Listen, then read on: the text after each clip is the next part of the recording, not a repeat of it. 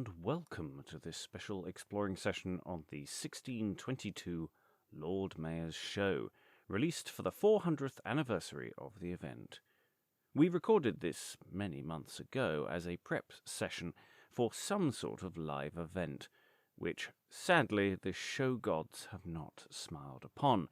However, we do intend to keep trying to mark the 29th of October each year and get maybe the next Lord Mayor's Show, 1623, lined up and running in some way.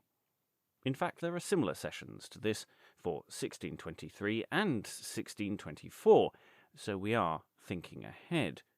Links to those YouTube sessions are available in the show description. This closes our month on civic pageantry, but there will be more to come, either here or on the YouTube next year, as not only do we have a Lord Mayor's Show to think about, but there will be some coronation action to get down with in May. Till next time, I hand you over to past Robert and the session. Enjoy.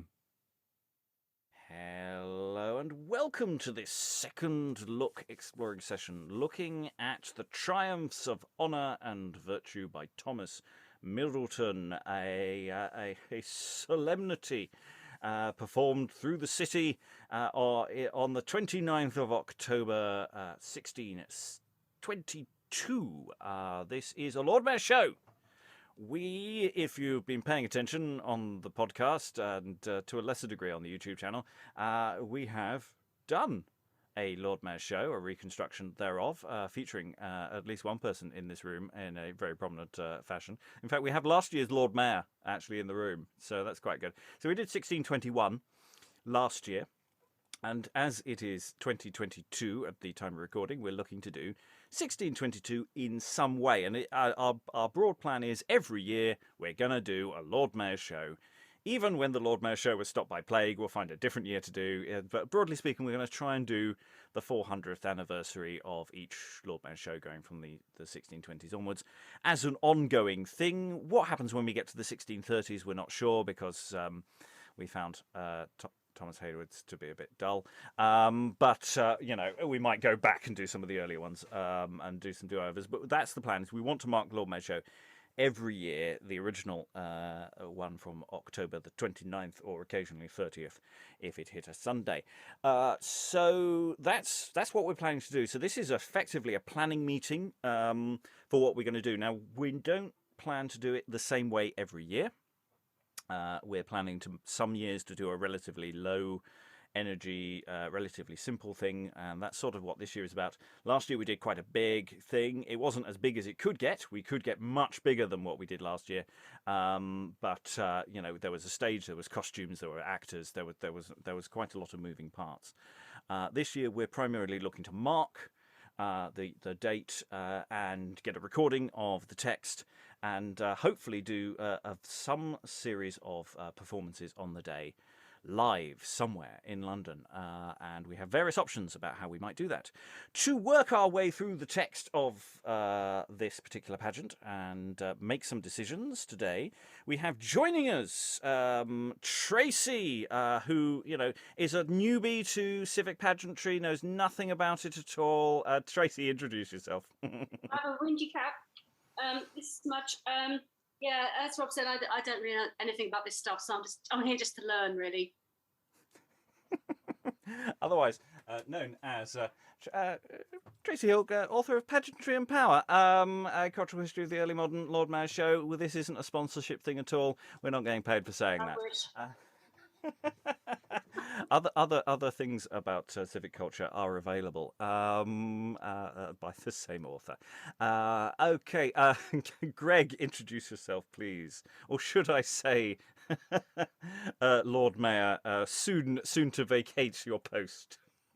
Yes, one felt one should pop back. No, Greg here. I think most people in this room know that I've turned into a complete Lord Mayor's nut in the last 24 months. And it's so nice to be back. And it's lovely to see Tracey. Yes!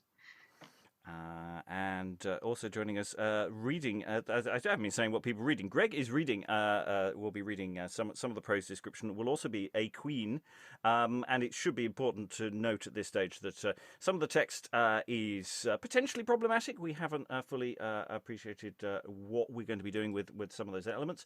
But obviously, nobody here has been cast as parts. We're just reading parts, so nobody here is to be construed as appropriating any kind of particular role.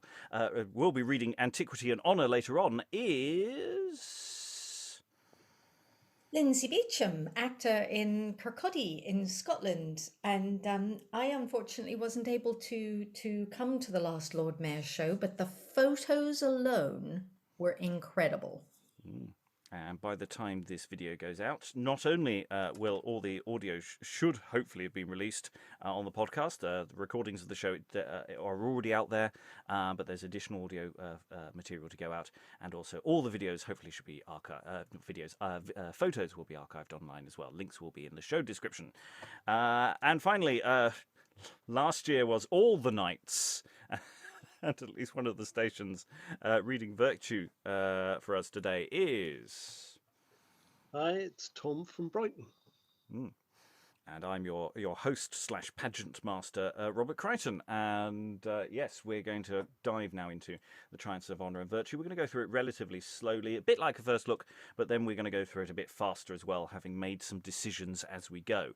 I'm not quite going to write a script for what we're going to do as we go, but I am definitely going to start sketching some things out as we go. For newbies, I will put up in the background the traditional route map for the Lord Mayor's show that we have. The Lord Mayor's show always starts at the Guildhall, heads down to the river, goes on boats to Westminster, returns after the official ceremony to usually somewhere in the region of St Paul's Stairs, and then heads up to St Paul's Churchyard where the major pageants occur. Walking along Cheapside, or riding along Cheapside, past various stops, Little Conduit, the Standard, etc.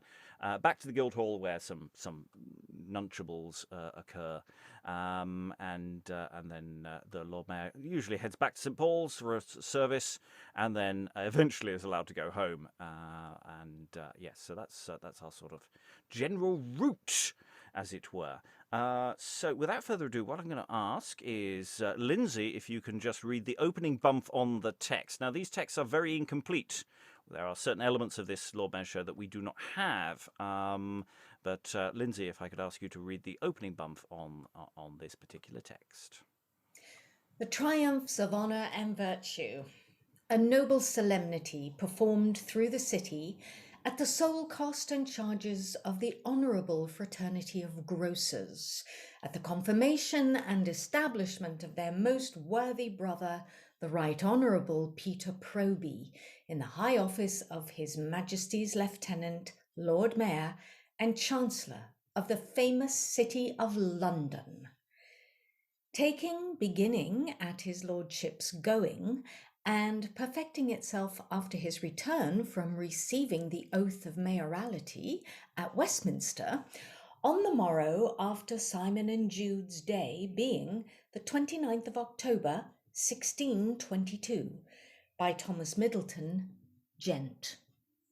London, printed by Nicholas Oakes, 1622. To the honour of him to whom the noble fraternity of grocers, his worthy brothers, have dedicated their loves, in costly triumphs the Right Honourable Peter Proby, Lord Mayor of this renowned city. To be his servant that hath served two royal princes, and deserved so worthily of both, the same, call not service, rather fame, at your lordship's command, Thomas Middleton. So we'll just pause there at that initial bump. So what we've got here, obviously we know it's by Thomas Middleton. Thomas Middleton towards the end of his career. He's got a few more years of playwriting to go, and a bit more other stuff to do. He wrote an awful lot of different material. But we've got the incoming Right Honourable Peter Proby. Tracey, what do we know about Peter? Quite a lot. He's actually very interesting. He's like Edward Barkham, Greg, last year's Lord Mayor. He translated from another company to join the grocers. In this instance, he translated from the Barber Surgeons Company. And as Middleton not implies, he actually says later on in the text, he's really a court man rather than a city man. There's a really interesting account of his life on the History of Parliament website, which is where I got this from, obviously. He was an MP for Liverpool. He was an MP for somewhere else. He was part of the household of both Elizabeth and James, hence hath served two royal princes. That's what that's referring to. He was very close to Heneage, the one of the main officials at court, and so on and so forth. So he was a quite an important man, a bit of a mover and shaker. He doesn't seem to have had anywhere near as much city connections as some of the other Lord Mayors from this period. Just briefly to mention our outgoing Lord Mayor, Greg, anything interesting have happened in his year as mayor? Do we know? Or I don't know if I asked you to. I didn't ask any specific prep questions, so I don't know if you've got anything on. He sounds like a very decent bloke, actually. There's some sort of testimonials to him being a very decent bloke, and he spent a lot of money restoring the church that belonged to Holy Trinity Priory on the eastern side of the city at Aldgate. And there's a really nice piece in Stowe, obituary, epitaph in Stowe survey about Barkham. He was obviously very well liked. That's nice, isn't it, Greg? Well, yeah, I think we should with that looks like material. I think we should mark the outgoing Lord Mayor as well as the incoming one as part of the show. I think that's something we should do. So yeah, I'm just making a note. Barkham. Let's get some epitaphs in, or at least appropriate material to go in there. I like that, and that just little bit of verse in there as well. I wonder if we should pop that in as well. I know it wouldn't have been performative necessarily for the day itself, but. So there's lots of little bits of detail in there we can throw into the sort of introductory thing, depending, I say, on the form of which we do this. I'm still sort of thinking about whether this is going to be something that we do more peripatetically or whether it's an indoor show that we can throw more information at. Because if it's an indoor show, you can tell indoor people information which you can't do on a street because you're shouting. So that there are options there. Any other thoughts about that not very helpful introductory bump? Okay, in that case, I'll ask Tracey to read the first bits of Middleton's prose describing things and setting us up for our first actual speech. So we're going to have in a moment the speech of the Black Queen, which Greg by lot has gained, and we'll read the bit of bump after that as well. Before we get to number 2. So we'll just let this whole little chunk read out, and then we'll discuss it after. Foreign nations have been struck with admiration at the form, state and splendour of some yearly triumphs, wherein art hath been but faintly imitated. There is fair hope that things where invention flourishes, clear art, and a graceful proprieties should receive favour and encouragement from the content of the Spectator, which next to the service of his honour and honourable society is the principal reward it looks for. Then not despairing of that common favour, this takes delight to present itself. And first, to begin with the worthy love of his noble fraternity, after his honour's return from Westminster, having received some service on the water, by the conduct of 2 artful triumphs, viz.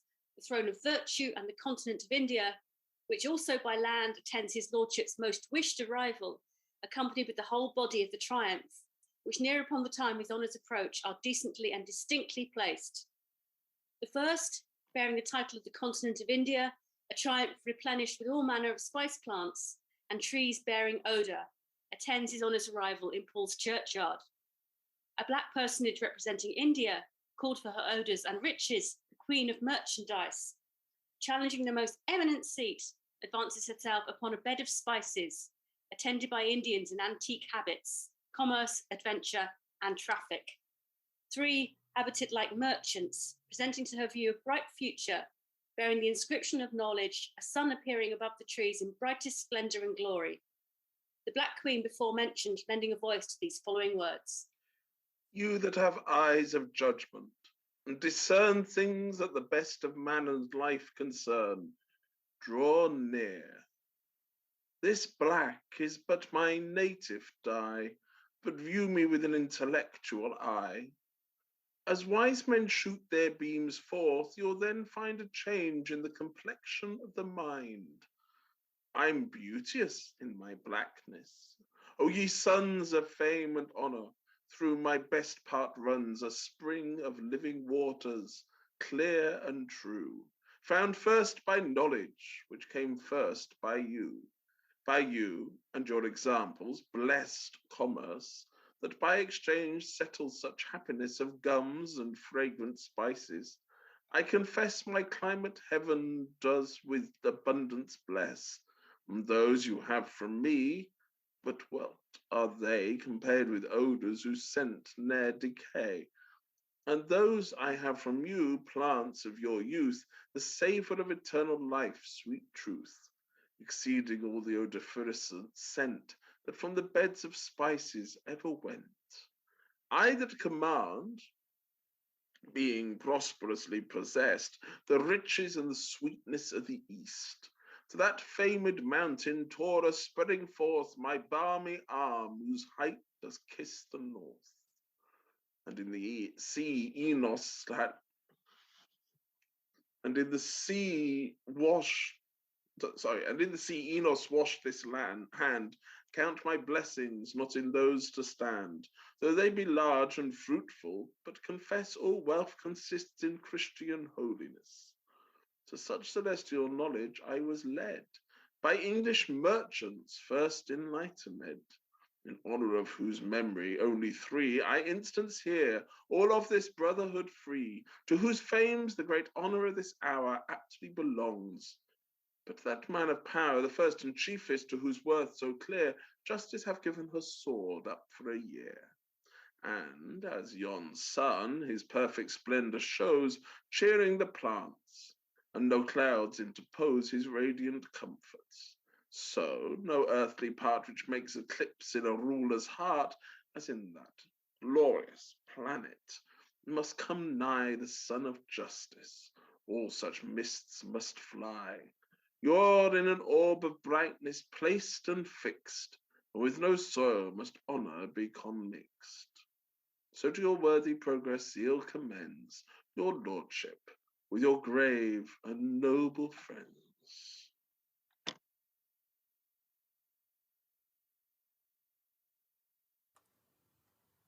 And Tracy? The speech being ended, to add a little more help to the fainter apprehensions, the 3 merchants placed in the continent have referenced the Lord Mayor and sheriffs, all 3 being this year brothers of this ancient and honourable society, which triple or threefold honour happened to this worthy company in the year 1577. Sir Thomas Ramsay then being Lord Mayor, and Master Nicholas Backhouse and Master Francis Boyer, sheriffs. Having coherence with this year's honour, matched and paralleled with these 3 there as worthy successors, the Right Honourable Peter Proby, and the generous and nobly affected Master John Hodges and Sir Humphrey Hanford, sheriffs and aldermen. So there we'll pause. So we've got here, I've just been starting to break this down into things we might call stage directions. So first of all, we have mentioned that there's a service upon the water. There's a water show. We know nothing about the water show. We do not know. So Lord Mayor's travelled down from the Guildhall, goes to the river. Some water show occurs. We do not know what that is. So that's, again, a question of how we mark that question. Do we make references, or do we have something that we create for that? Because last year we just sort of mentioned it was there. Do we do something more, or do we wait that for another year to do more than mark that there is a water service? Because I don't know if there's no real continuity in between shows, so it's not like we can say, oh, it would be a bit like this, because each year it could be potentially quite different. Yeah, 1623, there's a whole separate water show that Monday wrote, so that would make more sense in a way, because you could do something really interesting with the way the two speak to each other or don't. So in a sense, we should leave that till the next year, because we're gonna get water show aplenty then. God, thinking ahead now to 2023 now. Water shows. Okay, good. So the first one, they mentioned in passing the Throne of Virtue. The Throne of Virtue is not the first one. The first one is the continent of India, and we are at Paul's Churchyard. We've got a triumph. It's replenished with spice plants and trees bearing odour. So this is all about smells. So I'm wondering whether we should do something, whether there's something we can do about smell. Because that's a sense. If we're doing something live, again, it's slightly easier to do indoors because the amount of stuff you would need to impress an audience. Or if we're doing just a relatively simple thing, if we've just got something where you can hold to people. But, we're still in a COVID-y world, so there's part of me going, here, sniff this, is not necessarily a great idea. Probably chucking mace at people probably wouldn't be a good idea either. No, but it's just a question, what are those smells? What spices are we possibly thinking of there? Lynsey, and then Tom. Just having facetious ideas, really, but I'm going to throw them out there in the spirit of why not. For sort of the thing to do on the water, could we do a kind of Esther Williams number? Is there any virtue in that? And for the sense, could people not be holding these aerosols of Febreze or other scented items are available, and just sort of, they always have sort of herby, florally kind of scents, so spraying them and sniffing them around at the audience. I mean, it could be a kind of fun modern take, basically. So I merely throw it out there. No, it's good. I mean, the problem always with anything like this is that we've got to be really careful of allergies or anything like that. So we could do the joke of a prop, but then we might be careful about not actually having anything in the prop. So it's this problem, because there's some of these that might be big issues, or we would have to think. Now that I'm thinking about it, going, yes, this could be very bad. Damn, that was a nice idea. Anyway, there might be more harmless things. We can research that. We almost, I did suggest for last year's water show that we should have someone comes on and says, there's the water show, and then super soakers hit them. I was talked out of doing that. As it happened, it rained, so it didn't matter. I was going to say it poured with rain, so that was the water show. But you could even have like people with Esther Williams production numbers on their phones, showing them to the audience or something like that. I mean, there's ways of doing it which don't actually involve people having to get into water in their swimming costumes or whatever. There's possibilities, I think. Tom, nutmeg allergies are apparently extremely rare. Well, we can always advertise that the may contain nuts. Tom, I just thought the attendants could. What do they use in church? The censers. They are quite big, and you waft them around. And even in the open air, they would be quite atmospheric. I mean, in a closed space, they can be slightly overpowering, but they do seem very efficient to create an ambience of exotic scent. So do they call them sensors?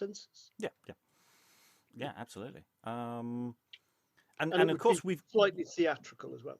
Yes, well, and we have got we've got the option if we're in a situation where it is very simple and we don't have sets and props and things, or too much proppage. We do, of course, in theory, have bodies. So we do have the Queen. We also have commerce, adventure, and traffic. Their costumes, they're habited like merchants, because, of course, these are they want to associate their livery company, the grocers. We also have a bright figure bearing the inscription of knowledge, a sun appearing above the trees. Now, is that the figure, or is that separate? Is that a separate thing to the figure? What do we think? Because of just the nature of this sentence. Presented to her view a bright figure bearing the inscription of knowledge, a sun appearing above the trees in brightest splendour and glory. Is that comma separating a thought, or is that a running thought? It's in syntax. I know, he's a sod, isn't he? Not so much, but this is ridiculous. Because is it, a big sort of halo thing? Another thing. So, yeah. I heard it as that it was the Queen, or one of the sort of figure that had been described before, at least. That's how it sounds, but whether that was Tracey's reading or whether that's what Mr. Middleton thought, but I think the safe option would be to think it's something separate. Okay, I'm gonna separate it, but with a question mark. Separate thing. So we got a figure of knowledge, or a figure bearing an inscription of knowledge. There's a sun, so maybe the sun appears when the Queen appears, and that's part of that, or something.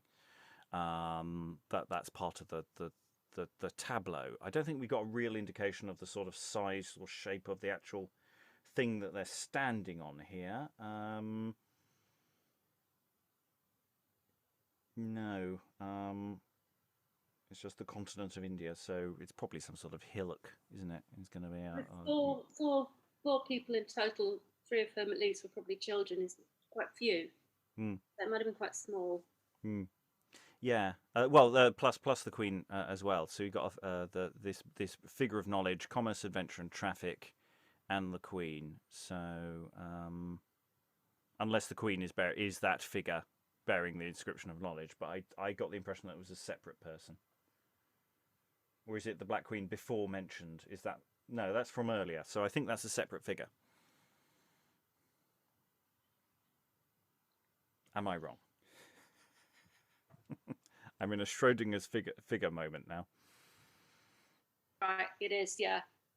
She's seeing the bright figure. Yeah. With the 3 merchants. Yeah. So this is a reference to trade. It's a reference to other people's trade with India. Is there sort of additional stuff on the nature of the trade that the Grocers Company or all of the companies are doing with foreign trade, and actually the choice of figures here in this particular pageant, Tracey? Well, for a start, it's not India. It's what was often called East India, it's the East Indies, but actually it's the Spice Islands, which are in the Indian Ocean, I think. At this juncture, the English merchants were battling out with the Dutch for the very, very, very lucrative trade in these spices. So, in fact, the very year before this show, there was a very nasty battle on one of the islands. Can't remember which one? The Banda Islands. And the English were taken prisoner by the Dutch, and then it was very nasty, and they were threatened with execution and stuff like that. So that's kind of backdrop to it. But yeah, they aren't. It's not.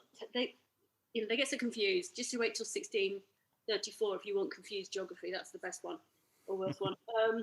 Yeah. So, but we're not talking here about kind of invasion. We're not talking about colonial enterprises even. I mean, in Virginia, yes, because that gets mentioned later on.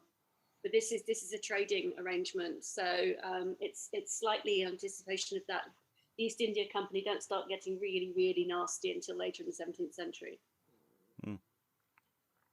So what we've generally noted as we enter the 17th century in other texts as well is that not so much there's a sort of building the logic and the intellectual framework of colonialism, but not necessarily the enterprises are starting to catch up with in actual physical sense, and the question of how that fits into that sort of intellectual connection of representation here, because we've got representation of different figures. And so what about we thinking about the Black Queen here? What is the Black Queen saying? And yeah, were any thoughts about that particular speech? Because obviously we have a question for any performance practice that if we're doing this on the street, it has to be something that doesn't come across as a problem. If it's in an internal context, we can always prefix it with the kind of comments that we've been making now. But is this street doable? Is the question, and should it be street doable? It wasn't comfortable reading, especially the. I've forgotten what she says now, but something along the lines of "I am not of black complexion." You'd almost need a footnote there if he's, and I'm sure it's probably not as bad as it sounds, but it sounds really bad when I first read it. It's certainly not as bad as some other contemporary works. I mean, I've always been very struck by that "I'm beauteous in my blackness" phrase. I'm not saying for a minute that it's a deeply progressive text, but it's a real, as I just said in the chat, it's a real mixture. I mean, I would be inclined to kind of take advice on this, actually, sources and scholars. Yeah. If we were going to do any kind of form of public staging of this, either it's just in front of a selected audience or in the outside, I wouldn't want to skip it, because I think it's probably the best speech of the whole show, in my opinion. And it's very interesting because it's got this kind of, combination of different sorts of approaches to the Black Queen, I guess. Yeah, I think kind of contextualizing it would be very, very, very important. Yeah, and that's where I'm thinking if we're doing a full sort of performance, I say full, but a full textual performance of the actual speeches, that would be something that we do in a indoor space with guests who are there to prefix and surround this, so that we give it full context and we have the right kind of guests who come in to talk about it as well, so that it's not reinforcing problems, because of course we'd also have to talk to the performers who might do this text. What would they actually think about it, and would they want to do it? Is the question as well. There's a question also of who is the figure bearing the inscription of knowledge, whereas the attendants in antique habits, attended by Indians in antique habits, but the bright figure inscription bearing knowledge. What would the performer have looked like for that? Because that could lead us into very problematic routes if knowledge appears like a sort of white saviour kind of figure, especially using the word bright there. So I'm just wondering about that. That's again a casting question, changes the fundamental meaning of what is actually happening in the text. I don't know if the text gives us any clues. It's a real mixture. I know she's commanding the riches and sweetness of the East, and so on and so forth. And she's certainly given a lot to say. This is a long speech from a female gendered protagonist in civic pageantry or in any kind of stage drama of the period, really. I'm just trying to think of equivalents in stage plays, and I can't. Well, get back to it, I suppose. But that would kind of be it, really. So yeah, it's an interesting one. I think the who performs it is a kind of crucial question, because I think with very strong likelihood that whoever performed it in 1622 was blacked up. Yes, and just to make it clear, we're not doing that. That isn't the kind of original practice performance that we're going to do. And there are all sorts of options and questions about the rights and wrongs about doing that. And we'll be guided by what people say around us as well. I think in the sense that it's not the kind of text, at least not in its totality, to be done on public land, as it were. Because when we were talking about doing last year's show, the City of London were very clear about the kinds of text you can and cannot do. This is a text that I don't think we could do, or at least we couldn't do without doing some edits. We might do a few bits of it, but I don't think you could do the entirety of it with its context there. And then, of course, we have this other sort of complication of these three merchants are also referencing previous Lord Mayor and sheriffs from the year 1577. Unless I misinterpreted that, because I'm sure we all know who Sir Thomas Ramsay, Sir Master Nicholas Backhouse, and Master Francis Bowyer were. I mean, would there be visual signifiers to indicate that, or have I just misunderstood what that little sequence is saying? Because they say they always like to use something to reiterate, but the way Middleton uses it, to add a little more help to the fainter apprehensions, is an interesting turn of phrase.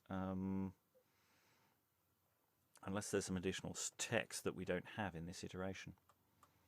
This particular show does ask a lot of the kind of reader/spectator in terms of just imagining what's being described, because I think some of it is kind of not possible. I mean, you're right. You're absolutely right. These three figures are being two very different things at the same time.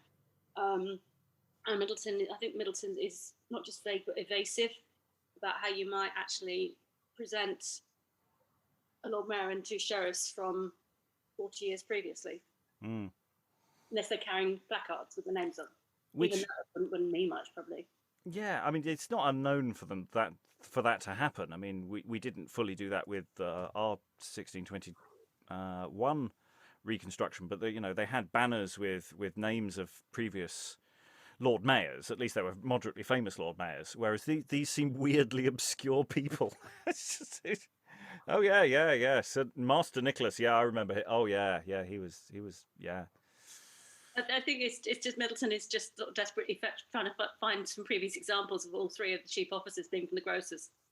That's the only ones he can find. Yeah, and maybe it's just a grocer's thing, sod the rest of the audience. And that's the thing about Lord Mayor shows as well, is, the primary audience is the incoming Lord Mayor, but also presumably the surrounding primary witnesses who will be grocers and then other livery company. Yeah. After all. Yeah, absolutely. Even more so in the next one. I think that's what's interesting, because Proby kind of disappears a little bit because he wasn't a grocer, really. He'd only been a grocer for about a week.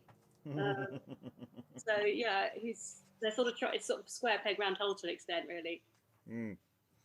Yeah, well, they paid for it. What, 220 quid or something was the gross, something like that.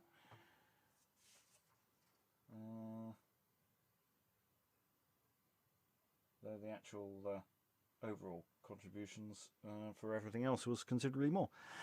Anyway, that doesn't matter to us at this stage. That's the kind of detail that might make it to an indoor live show, but it's almost certainly, if we did any outdoor eventing, would not. Okay, second pageant. We've probably moved a little bit further along the map. We're going to be at the Little Conduit. Not a big conduit, a little conduit. So, if I could ask Greg to read the prose, and Lynsey, I think you are the speaker of antiquity. By this time, his lordship, being gracefully conducted towards the chariot of fame, which awaits his honour's approach near the little conduit in cheap antiquity, a grave and reverend personage, with a golden register book in his hand, gives life to these words. Objects of years and reverence greet mine eye, a sight most pleasing to antiquity. I never could unclasp this book of fame, where worthies dwell by a distinguished name, at a more comely season. I shall tell things sprung from truth, near kin to miracle. With that of later days I first begin, so back into the deeper times again. I only touch thy memory, which I know in thankfulness can never be found slow, with heaven's miraculous mercy, to thy health, after so long a sickness, all the wealth which thou with an unusuring hand hast got, which is not the least wonder, worthy note. Truth makes me speak things freely, cannot be a greater work than thy recovery. 9 brethren senators, thy seniors all, whose times had been before thee, Death did call to their eternal peace from this degree, leaving their earthly honour now to thee. Think and be thankful still, this seems the more another observation kept in store. For 17 senators since thy time were chose, and to this minute not one dead of those. Those are not usual notes, nor here it ends. The court and city, two most noble friends, have made exchange alate. I read from hence there has gone some most worthy citizens up to the court's advance. In lieu of that, you have a courtier now, your magistrate, a servant to Elizabeth the Blessed, since to King James that reigns with Solomon's breast, kept the records for both. From the Queen took charge of 300 horse, 3,000 foot, 4 attributes cleaves to this man of men, a scholar, soldier, courtier, citizen. These are no usual touches. To conclude, like to his life, with blessings so endued, has chose his brotherhood, men of that fame for bounty, amity, and honoured name. The city bounds transcend not in their place, and their word makes them prosper, God grant grace. Honour they never wanted, when was't seen, but they had senators to their brethren. Nay, one record here to make joy more glad, I find 17 that were in scarlet clad, all at one time of this fraternity. Now 5, for this hour's honour brings forth 3. Fame triple will make triple virtue strive, at whose triumphant throne you next arrive. For further illustration, there are contained in antiquity's golden legend the names of many worthies of ancient time, by whom this noble fraternity has received much honour, such as were the worthy and famous Andrew Bockrell, who was Lord Mayor of this city the 16th year of King Henry III, and continued in the magistracy 7 years together. Also, the noble Alan de la Zouch, who for his good government in the time of his mayoralty was by King Henry III created both a baron and of this realm and Lord Chief Justice of England. Also that famous worthy Sir Thomas Knowles, twice Lord Mayor of this honourable city, which said Sir Thomas began at his own charge that famous rebuilding of Guildhall in London, and other memorable works began at his own and other memorable works both in the city and in his own company, re-edifying also St. Anthony's Church, with many others that are fair ornaments to memory, viz. Sir William Sevenock, Sir Robert Chichley, Sir Stephen Brown, Sir Henry Cable, Sir William Laxton, etc., who by those virtues that they were most addicted unto in their lifetime are illustrated by persons of brightness in the throne of virtue. The next part of triumph that presents itself, next beneath antiquity sits authority placed between wisdom and innocence, holding a naked sword, a serpent wound about the blade thereof, 2 doves standing upon the crossbar of the hilt, and 2 hands meeting at the pommel, intimating mercy and justice, accompanied with magistracy, who holds in his hand a key of gold, signifying both the key of knowledge and of confidence. The city magistrate taking into his trust the custody of the king's chamber, the proper title of the city, and which key of God also stands in his lordship's crest, viz. An ostrich, holding a key of gold in his mouth, his neck circled with a golden crown. So, yes, we have again a series of interesting technical questions about this one. So, the opening of that doesn't give us very much. Antiquity's a grave and reverend personage with a golden register book in his hand, We get details of the register. So Sir Andrew Bockerill. No one going to say here, sir. Good. So yes, got a register of all these various names listed with a helpful etc. So presumably they are visible in this listing. It's again, it's always this question: how much of this is visible and how much of this is just, well, that's what I meant. I'm assuming that none of that's read out. And then it's illustrated by persons of brightness in the throne of virtue. So beneath antiquity sits authority. So that's 2 people. Placed between wisdom and innocence. That's 4. Holding a naked sword, a serpent round about the blade thereof, 2 doves standing upon the crossbar of the hilt, and 2 hands meeting at the pommel. How much would that have been visible? Seems an awful lot of detail for something that... Because if they're holding the sword, they'll be occluding some of it with their hands and their arms and their cloak. So interesting. The amount of detail for things that I don't think anyone in the audience would really be able to see. No, I think some of the kind of main, like the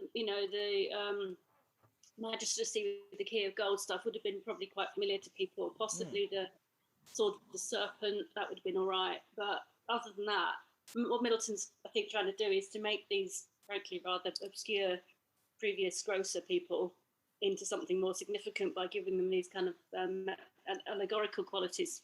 But yeah, I mean, it's always the question, isn't it, really? I did actually look for Peter Proby's coat of arms, and I found one that doesn't have an ostrich in it, so I'm not sure where the ostrich came from. Sorry. Oh, well. Yeah. Can't have it all.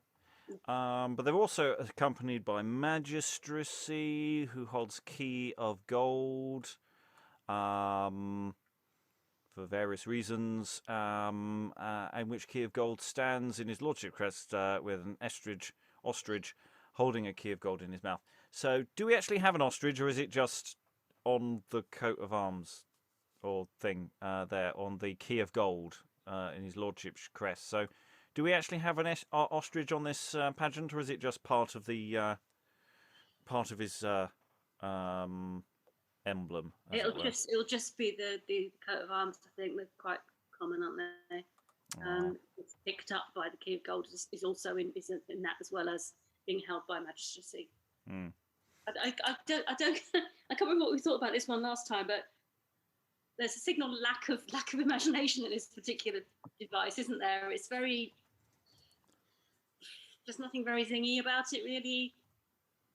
No, and they're both relatively small cast-wise, aren't they? I mean, we've only got, 4 or 5 people on this one? 5? Yeah. 1, 2, 3, 4, 5. Yeah, 5 people. 4. Actually, I just thought about that. There's usually 7 devices, and there's certainly aren't 7 in this one. There's 4? Well, overall, there's 4, and then there's sort of the repetition for the Lord Mayor's house at the end. But yeah, apart from that, there's not a lot going on here. Cut price production, clearly. Yeah. Well, they didn't even have a proper ostrich. I mean, if it's just on his lordship's crest, I demand more ostrich. I'm very disappointed. Yeah. So what are we calling this one? This is the Chariot of Fame. There we are. We had Fame last year, but this is Antiquity, specifically speaking. So. I think the speech itself is as dry as dust. Well, I mean, it is a bit dry. It is also a bit similar to a previous version of Antiquity that Middleton might have written a few years earlier. It's not exactly the same, but it's a bit of a list, isn't it? And in fact, it's not dissimilar to bits we had last year. There's the sort of King James, isn't he great? It's not quite the same, but there is a sort of just a little hint of similar sort of themes. Actually, maybe I'm being a bit unfair on that. No, I think you're both right. I'm going to have to chat because it might be if Proby was translated to the grocers fairly late in the day, they might not have had much time or indeed much appetite for it. I mean, the text says, I think in this speech or elsewhere, that Proby chose the grocers. I don't know, that might be possible. He clearly was a man of great kind of influence and contact. So, but going by what happened with the Drapers the year before, they didn't tend to like that kind of thing happening to them. So there may be an element of that as well. Yeah. Okay. Well, we should go on to pageant 3, or the third chunk. It's not pageant really. Pageant 3. We get mentioning of the fourth pageant later on. We don't really have any text for that either. It's sort of yeah. So let's go for the last set of witnesses, and I'm the reader, and then it's Tom is virtue, and then we'll basically power through to the before the speech at night. So we'll just do this little chunk here. His lordship, by this time, arriving at the throne of virtue near St. Lawrence Lane End, receives this greeting from her deity. I see great power approach. Here makes a stand. Would it with virtue aught? For some commands seem so complete in self-opinion's eye, it will scarce look upon me, but passes by. As if the essence of my deity were raised by power, and not power raised by me. But let such rulers know that so commanded they build the empire of their hopes on sand. Still this remains, with eye upon me fixed, as if he sought to have his splendors mixed with these of mine, which makes authority meek. And I'm so sick of love to those that seek, I cannot choose but yield, nor does it wrong great power to come to virtue to be strong. Being but a woman, merciful and mild, therein is heavens with greater glory styled, that makes weak things as clemency and right sway power, which would else rule by which else rule all by might. It may be said you did but late pass by some part of triumph that spake virtuously, and one such speech suffices. 'Tis not so in taking your office. There you go from court to court before you be confirmed in this high place with patriarch it's teamed. From virtue, if to virtue you resort, but is it but the same course you have in court, in settling of your honor, which should be redoubled rather, that I hope to see so power and virtue when they fill one seat, the city's blessed, the magistrate complete. At the close of the speech, this throne of virtue with all her celestial concomitants and the other parts of the triumph take leave of his lordship for that time, until after the feast at Guildhall rests from service. Actually, yes, that effectively ends that particular bit of material, isn't it? Yes, so that's pageant number 3. Yeah, so at the close of the speech, this throne of virtue with all her celestial concomitants and all the other parts of the triumph take leave of his lordship for that time, until after the feast at Guildhall rests from service. So yeah, that's it for this particular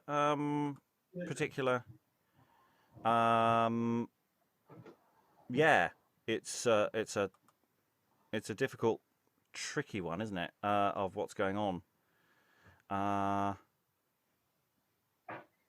because we have so little data. All we've got there is the throne of virtue.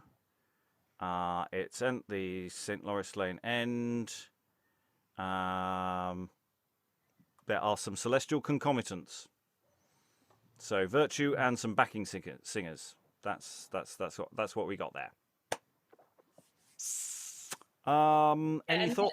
And then later on, it gets incredibly complicated.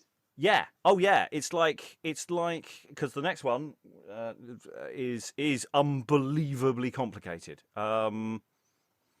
And so yeah, it's a tricky one as to how it works. I mean, I'm increasingly thinking this one is would be a real massive challenge to stage in any meaningful sense. So yeah, doing something different with it, I think, would be making benefit the fact that it's. I mean, in some ways, it's kind of precursor of what can happen the following year, because Middleton gets very, very carried away with the sort of idea of virtue and integrity, and he tries to stage integrity, which is like the whole point of integrity is it's not showy. So he's trying to show something which is not showy, and it's wonderful text, but it's kind of again a bit of a conundrum, really. Yeah. What do we think of the speech overall? How was virtue for us? Any thoughts on virtue? I liked it. I preferred it to Antiquity's speech. I thought Tom read it well. I thought that I'm so sick of love to those that seek it cannot choose but yield was amazing, actually. Really strong. Reminded me a bit of Beatrice Giana's speeches in Changeling. Okay. I'm going to say, actually, Greg, could I ask you to read the rest of the prose, to be a sod, from after, but the feast ended. Could I ask you to read in that? And then we'll go through, and we'll probably pause just before the speech. Yeah, we'll pause before the speech at night. So, Greg, if you could go from, but the feast ended, that would be lovely. So they've all gone to the Guildhall for some nosh, and they're moving on. But the feast ended. The whole state of the triumph attends upon his lordship both to St. Paul's and homeward. And in Soper Lane 2 parts of the triumph stand ready planted, viz. The throne of virtue and the globe of honour, which globes suddenly opening and flying into 8 cants or distinct parts, discovers in a twinkling 8 bright personages most gloriously decked, representing, as it were, the inward man, the intentions of a virtuous and worthy beast, by the graces of the mind and soul, such as clear conscience, divine speculation, peace of heart, integrity, watchfulness, equality, providence, impartiality, each expressed by its proper illustration. And because man's perfection can receive no constant attribute in this life, the cloud of frailty, and ever and anon, shadowing and darkening our brightest intentions, makes good the morality of those cants or parts when they fall and close into the full round of a globe, again showing that as the brightest day is overcasting, so the best men in this life have their imperfections, and worldly mists oftentimes interpose the clearest cogitations, and yet that but for a season, turning in the end like the mounting of this engine to their everlasting brightness, converting itself to a canopy of stars. At the 4 corners below are placed the 4 cardinal virtues: wisdom, justice, fortitude, and temperance, by each of them fixed a little stream or banner in which are displayed the arms of this honourable city, the Lord Mayors, the grocers, and the noble East India companies. The out parts of the globe showing the world's type in countries, seas, and shipping, whereon is depicted or drawn ships that have been fortunate to this kingdom by their happy and successful voyages, as also that prosperous plantation in the colony of Virginia and the Bermudas, with all good wishes to the governors, traders, and adventurers onto those Christianly reformed lands. The speech at night, presented by Honour, a personage mounted on the top of this unparalleled masterpiece of invention and art, the globe, or orb of Honour. By virtue you came last, and who brings home true honour must by virtue always come. The right path you have took, then, still proceed, for 'tis continuance crowns each worthy deed.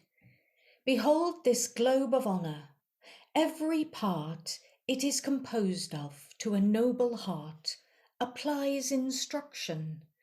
When 'tis closed and round it represents the world and all that's found within the labouring circle of man's days, adventures, dangers, cares, and steepy ways, which when a wise man thinks on, straight he mounts to heavenly cogitations, and accounts the vexing spirit of care and labour vain, lifting himself to his full height again.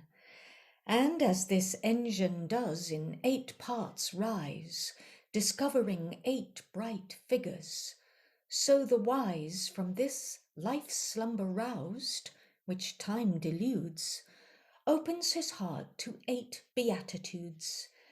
And as I, honour, overtopping all, here fix my foot on this orbicular ball, over the world expressing my command, as I in this contemptuous posture stand, so every good and understanding spirit makes but use only of this life t'inherit an everlasting living, making friends of mammon's heaps got by unrighteous ends, which happy thou stand'st free from. The more white sits honour on thee, and the cost more bright thy noble brotherhood this day bestows. Expense is graced when substance follows shows. Now to no higher pitch of praise I'll come. Love brought thee forth, and honour brings thee home. For the body of the Sorry, carry on, Greg. For the body of the whole triumph, with all the proper graces and ornaments of art and workmanship, the reputation of those rightly appertain to the deserts of Master Garrett Christmas, an exquisite master in his art, and a performer above his promises. Apologies, Rob, I was all ready then. That's all right. Performer above his promises. Master Garrett Christmas. Isn't he a fabulous chap? So good, they use the globe again. They park it round to the Lord Mayor's house and goes, hey, look, there's the thing. And put that in place. We seem to have lost Tracey. So I assume that's internet things. So we have this absolutely enormous thing. So if any kind of performance for this, we've got this massive globe. And yeah, Tracey seems to be back in the room. Hello, Tracey. Yeah, sorry about that. Laptop's dying. So we've got. You thought out how to stage this thing while I was gone? Hmm? Did you sort out how to stage the 8-part globe engine? Yeah. I mean, I don't even know how to design it, let alone how to stage, build the damn thing. There's lots of clues about what it looks like, but it's I mean, it's so good they use it twice. I mean, it's not just that it's there for the Globe of Honour, the 4th pageant. They wheel it round to the Lord Mayor's house for the end of the day and leave it in place there. So for the final speech by honour, I quite like the speech by honour. That I quite liked. I mean, the thing about number 4 is we don't have a speech. We just have a description of a thing. So we don't actually have any text for that, which is nice. Yeah, so many globes. How many globes? Yeah, well, I say so many globes. So it's so much globe. It's a globe. It opens. It flies into 8 cancelled distinct parts, which within which 8 bright personages most gloriously decked, representing all these various things. When they close into a globe again, that is showing, God knows how, various important things. And then it converts itself into a canopy of stars, 4 cardinal virtues with streamers and banners, and some ships. Oh God. Yeah, well, I think we can run to the 4 cardinal virtues with some banners. I think we can run to that. That's fine. But yeah, it does feel like they've gone, right, okay, we can afford what we've got. Garrick turned up and said, hi guys, I've got this great idea. It's a globe. It's going to be fabulous. It's going to do this and this. You can put whatever you like in it, come up with some stuff. But it's going to be amazing. What's the budget for the rest of the show? There isn't one. They've blown the budget on the Globe. All right, he says, I've got a golden book somewhere. We'll work around that. Yeah. Use some old props, tart it up a bit. I'll give you a £5 to cover the rest of the show, but this is where all the money's at. So I'm quite glad we're not planning to try and do anything big with this one, because I think we'd just fail, even if we had, the same sort of budget we had last year. This is where doing something indoors, where you could do some artwork. I feel like we need to commission some artwork to try and visualize what this might be like, or different art interpretations of this, because that might be a way in. Because, of course, we have no text. I mean, apart from having someone reading this bit of text, which, again, wouldn't work on the street, but we could do if we were doing it indoors.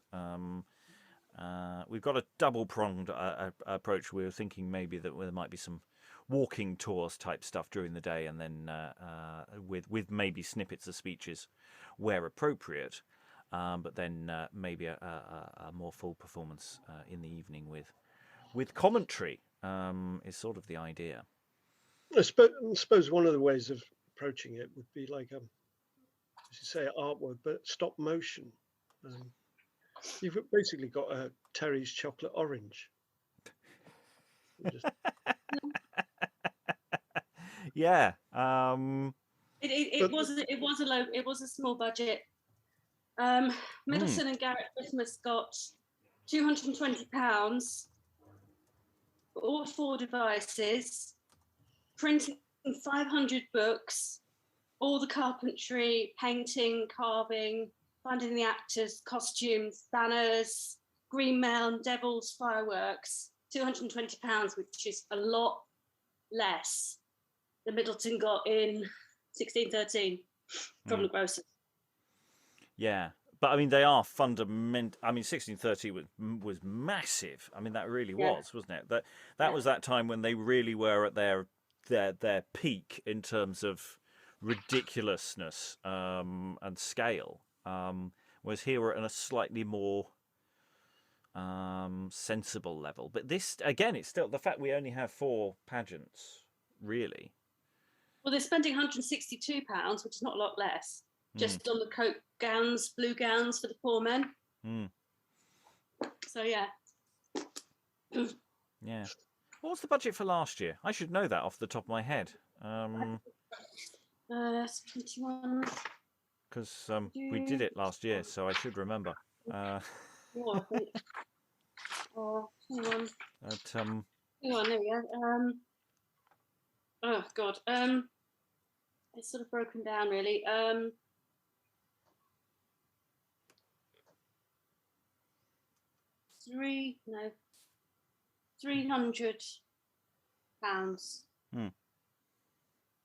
is what they took in from the members to cover it. So it's a fair bit more. So yeah, slight budget, a bit of a budget decrease there. Almost a third less. Yeah. Well, which means you get a third fewer pageants, as it were. You do. Yeah, basically. Yeah, I mean, those sheep didn't come cheap, No, I mean, noble sheep. So yeah, I mean, we've got the speech of honour that works reasonably well. I quite like the speech of honour. I don't know if Lynsey agrees. You were reading it. I mean, I thought yes. I mean, I thought honour was a bit less dry than antiquity, and sort of seems to be sort of like, I'm here standing on the world, and all of that. I mean, it's quite a nice closing image, I suppose. But I think I didn't really have time to look through this a lot before we started, and I think if I had, I'd have noted and punctuated and sort of worked out whether changes in gear were happening prior to reading it cold. And if we bash through it again, hopefully I'll be able to make a bit more sense of it. Yeah, well, that's actually sort of pretty much the next phase of what I want to do. I basically just want to run the speeches back to back. So I'm just sort of going to cue everyone in as we go, just to make sure we know which pageant we're on. But otherwise, I just want to let the speeches run through one after the other. I'll introduce the next one, and just get a sense, just get them to flow. So if just queue up your individual speech or speeches, because Lynsey, I think you've got 2. Everybody else has 1, and we'll let that fly. It's interesting. Honour speech, in a sense, does function as a sort of ta-da for the big globe, because again, it's once behold this globe of honour. It's like now that we're alone, Lord Mayor and I can talk you through this private performance of my wonderful globe. Yeah, that kind of thing. So, Greg, you are first up. Just note, Greg, go with lave. Lave meaning wash. That's a gloss rather than a correction or anything. Though eom or enos, I'm not sure which to go for. Dealer's choice. Yes, so we start this particular procession. We are at St. Paul's Churchyard, and we have the Throne of Virtue and the Queen, surrounded by 3 habited merchants and a bright figure of fame bearing the inscription of knowledge. You that have eyes of judgment and discern things that the best of man and life concern, draw near. This black is but my native dye, but view me with an intellectual eye. As wise men shoot their beams forth, you'll then find a change in the complexion of the mind. I'm beauteous in my blackness. O ye sons of fame and honour, through my best part runs a spring of living waters, clear and true. Found first by knowledge, which came first by you and your examples. Blessed commerce, that by exchange settles such happiness, of gums and fragrant spices. I confess my climate heaven does with abundance bless, and those you have from me, but what are they, compared with odours whose scent ne'er decay? And those I have from you, plants of your youth, the savour of eternal life, sweet truth, exceeding all the odoriferous scent from the beds of spices ever went. I that command, being prosperously possessed, the riches and the sweetness of the east, to that famed mountain Taurus spreading forth my balmy arm, whose height does kiss the north, and to the sea Enos lave this land, accounting my blessings not in those to stand, though they be large and fruitful, but confess all wealth consists in Christian holiness. To such celestial knowledge I was led by English merchants first enlightened, in honour of whose memory only 3 I instance here, all of this brotherhood free, to whose fames the great honour of this hour actually belongs, but that man of power the first and chiefest, to whose worth so clear justice have given her sword up for a year.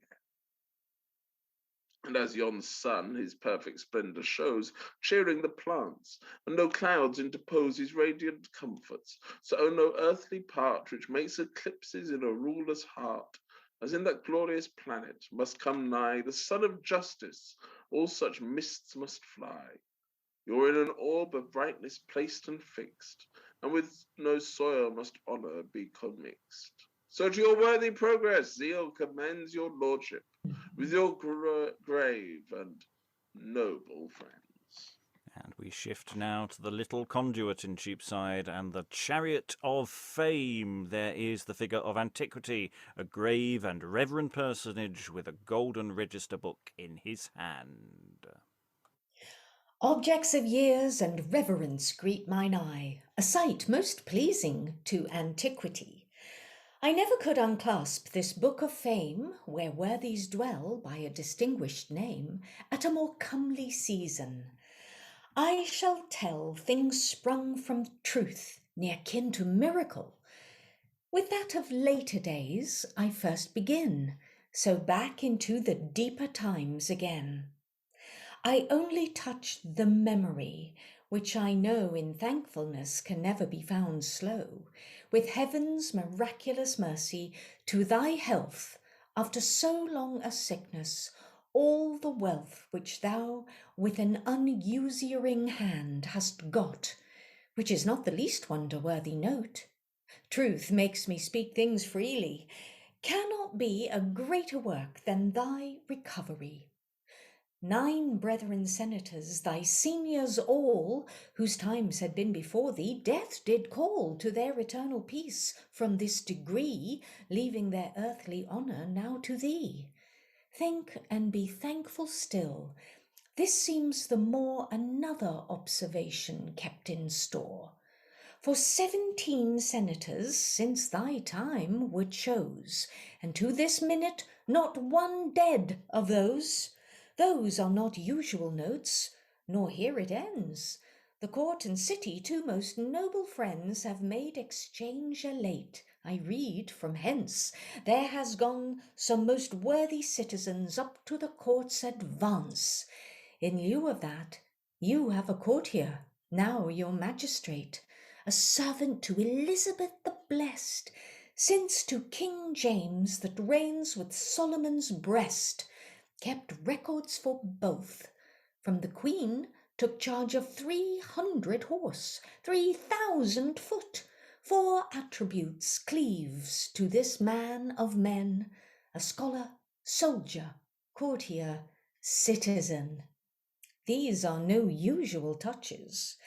To conclude, like to his life with blessings so endued, has chose his brotherhood men of that fame for bounty, amity, and honoured name. The city bounds transcend not in their place, and their words make some prosper, God grant grace. Honour they never wanted, when wast seen, but they had senators to their brethren.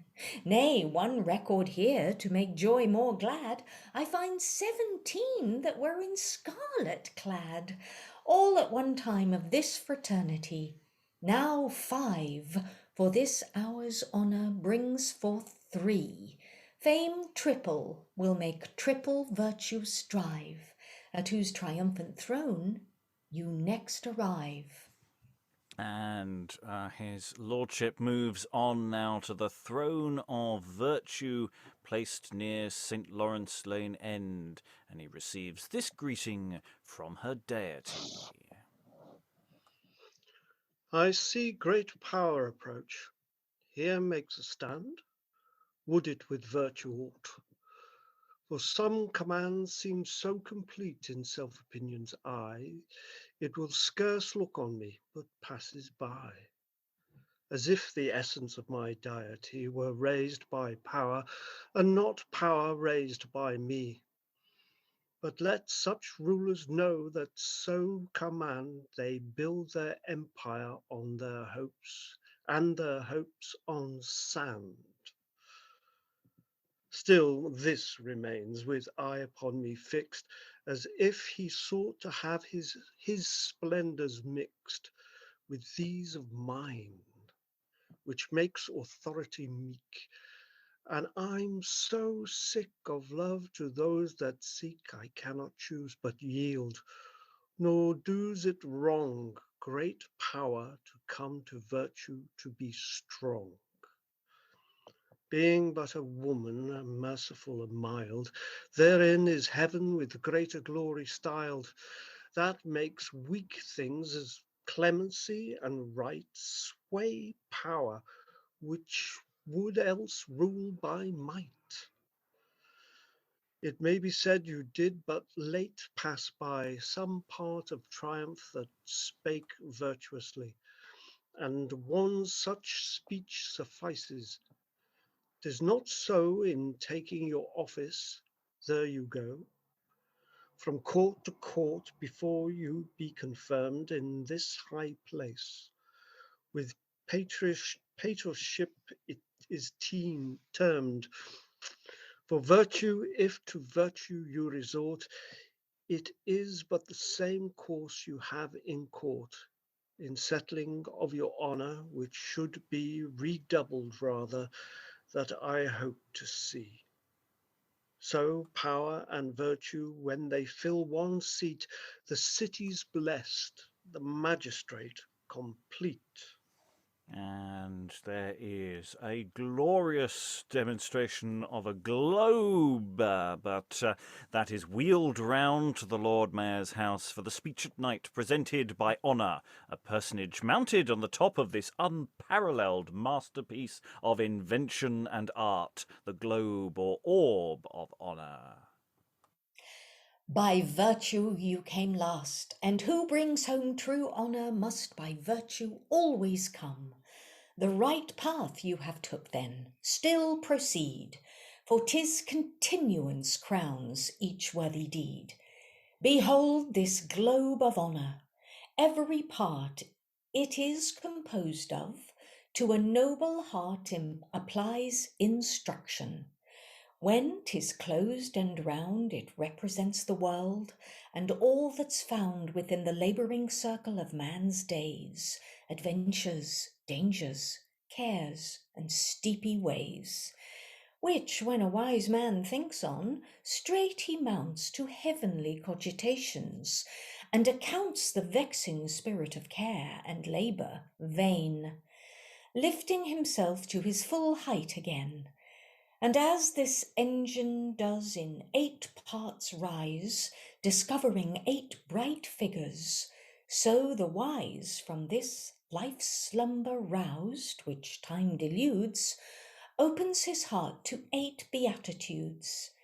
And as I, Honour, overtopping all, here fix my foot on this orbicular ball, over the world expressing my command, as I in this contemptuous posture stand, so every good and understanding spirit makes but use only of this life to inherit an everlasting living, making friends of mammon's heap, got by unrighteous ends, which happy thou standst free from. The more white sits honour on thee, and the cost more bright thy noble brotherhood this day bestows. Expense is graced when substance follows shows. Now to no higher pitch of praise I'll come. Love brought thee forth, and honour brings thee home. And honour brings the Lord Mayor home. It does flow a lot better when you sort of let it do that, and there's some nice things. I mean, there's things popping out at me that didn't pop out the first time because I was sort of doing things the last time, whereas this time I sort of actually listened. But yeah, the speech of virtue, being but a woman. Was the but necessary, Middleton? It slightly turns me off that speech somewhat. So yeah, and yeah, it's just lots of interesting things. I quite like the way the initial address as well. I liked Virtue's I see great power approach. You know, it's like, ha ha, aren't you amazing, Lord Mayor? I mean, Greg, you've been a Lord Mayor. Do you feel, you know, when all these people are saying such wonderful things about you, do you feel, you know, a lift in your soul? Not so much this year. I tell you what, if I'd have been, I don't know. I don't know if the previous Lord Mayor turned up to the next year's, but I can see Barkham going, well, I got a better bloody deal this time. Well, I feel that's a legitimate part of our show, whatever form it takes, is of course to acknowledge. So you're definitely invited. Well, you know, I'm coming. Yeah. The date's in the diary, mate. Yeah. So, and if we can get your costume back, you know, well, you know, we've just got to make sure the new one looks better. Oh, absolutely. You'll have to be. But yeah, I'm sure. I think we've had reference to the previous one being about for the sort of handover ceremony. So yeah, he's at Whitehall. I'd imagine he's probably there for the day, but nobody mentions him after that. Yeah, and one thing we didn't comment on, which I must mention because it made me snort, was Middleton trying to make the best of a bad job, I think, in terms of the context of Proby's election. He basically says he was the 10th choice. Which speech 9 was that in? brethren senators, thy seniors all, whose times had been before thee, death did call to their eternal peace. And this did give the earthly honour now to thee. 10th choice. Brilliant. Bless. Yeah, a lot of people died for you to get this post. Actual. What? Yeah. I mean, it's interesting because when we were doing last year's, it was that sense of we had a similar session to this one in the sense that we sort of going, what is this? What does it land? Does it do the things that we're sort of, that we expect from drama rather than from this kind of pageant? I think actually that second time round, it was sort of doing for me the sort of things that last year's actually did. In many ways. I mean, this one is a more problematic text because of the nature of embodiment of that initial speech, and also just a couple of other things that crop up. But that gives us an opportunity, as I say, to bring in other people to actually talk about what this text is doing, and lean more into the sort of the educational end of this is actually saying, look, what is this saying about the time? What is this saying about the various projects going on? Where is this heading? Where has this come from? And to bring in more collaborators who can speak to this more than we can. I think, we've got to be fair that, we are not necessarily a wholly representative body of people. And we can bring in other voices and other people's. Any final thoughts from the room? I think I've got an idea in my head now of the challenges and issues of this text, both practical of the globe, what the hell do we do about the globe, as well as ideological, what do we do with what this text is saying. Lots of pragmatic questions. In the usual sense of otherwise, all we need to do is find some children and get them to learn some lines, and then they'll make us all look bad. Which is what generally happened last time. They were so good. So for those watching at home, there will be more on this. There will be watch out on our Twitter feed and other announcements and additional bits and pieces that will go out there. This, as I say, is just a rough look through the text to again remind ourselves. Actually, in a sense, we've sort of repeated a lot of what we did for the first look, just with a lot more wiggle room. We rushed the first look, there will be better things coming down the line. Greg, do you have any final thoughts you want to throw in before I close the session? Just roll on October the 29th, 2022. Lynsey, any final thoughts? Once we did it the first time, that helped me to kind of understand what I was aiming at for the second time round. So it made a lot more sense to me as I was reading it, and I think more fun can be had with it for sure. Nothing beyond that. Sadly, I happen to know already that I'm not going to be able to come on the 29th of October. I know. I'm so sorry, but I already know this to be a fact. So alas, but I'll be looking forward to the pictures and the videos and everything else that's available. And if we do it indoors, we might be able to do proper videos this time as well, with synced audio and everything. Tom, any final thoughts?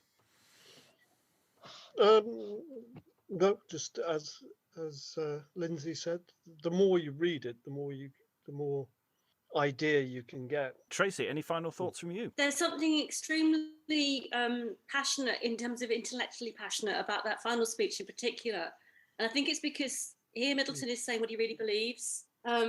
And I think that doesn't necessarily work very well in the context of civic pageantry, but as a kind of a presentation of an argument, I think it's really, really powerful, actually. So I don't know. Again, it just presents us with even more problems, actually. But I think my basic conclusion is we have to do this in bits and think about the bits and contextualize the bits. But I think it'd be a very interesting way to do it.